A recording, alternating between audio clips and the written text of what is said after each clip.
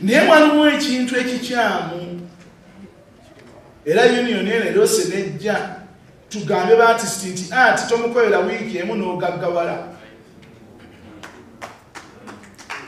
esibo bwaffe betuleese abayimbi baagala kuba hit, not a good song but a hit. Katulobeera John Black bwabwa nga tamanyi kuyimba nga tamanyidde ddala kuyimba. I would say kubanga omanyi bano balutalo batya okugamba abantu bano lutalo, you take your time n'oyiga okuyimba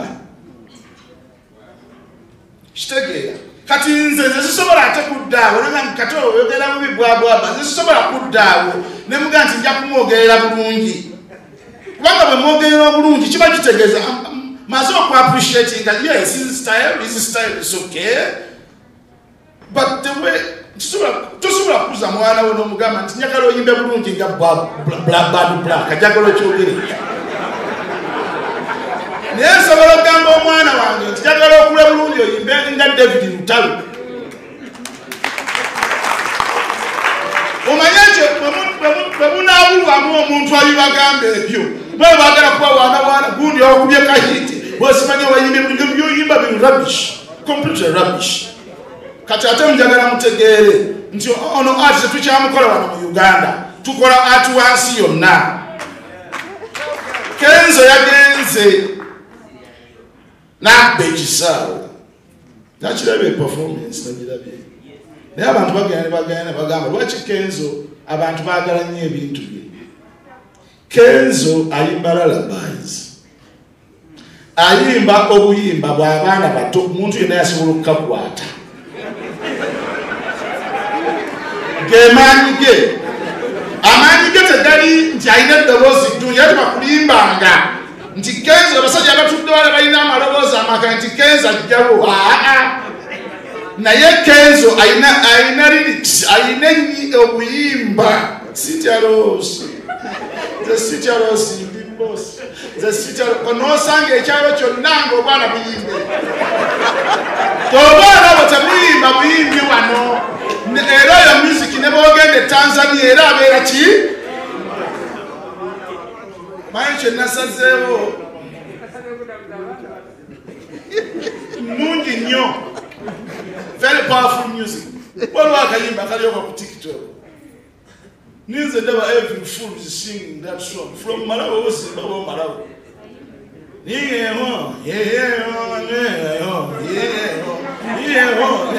Can't tell me no kuntama.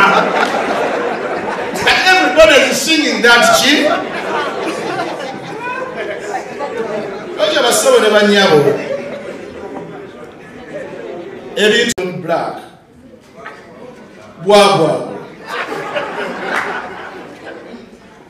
nga tamanyi kuyimba nga tamanyidde ddala kuyimba. I would say kubanga omanyi bano balutalo batya okugamba abantu bano lutalo, you take your time n'oyiga okuyimba kitegeera.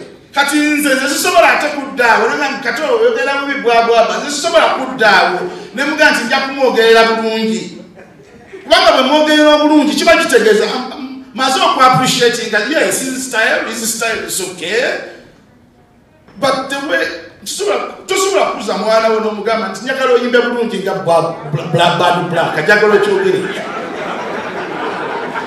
Naye nsobola okugamba omwana wange nti njagala okula bulungi oyimbe nga David Lutalo. Omanye ekyo bwe munaawulwamu omuntu abibagamba ebyo bwe baagala kuba waana gundi okubye kahiti bwesimanye wayimbe bulungi byoyimba biri rubbish, completely rubbish. Kati ate njagala mutegeere nti ono ati tetukyamukola wano mu Uganda, tukola ati wansi yonna. Kenzo yagenze n'abba ekisaawe nakirabye performance nagirabye naye abantu bagenda bagamba lwaki Kenzo abantu baagala nnyo ebintu bye. Kenzo ayimba lullabies, ayimba obuyimba bw'abaana bato omuntu yenna yasobola okukakwata gemaanyi ge.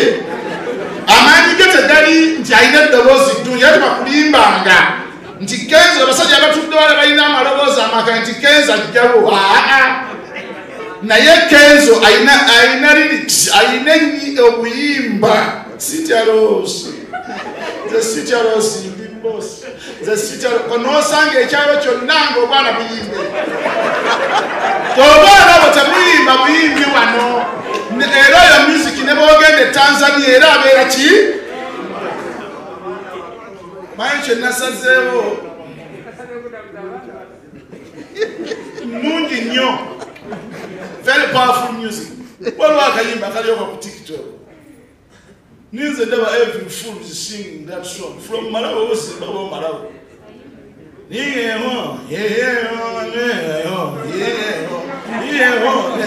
can't tell no kunjama everybody is singing that shit oje basobe ne banyabo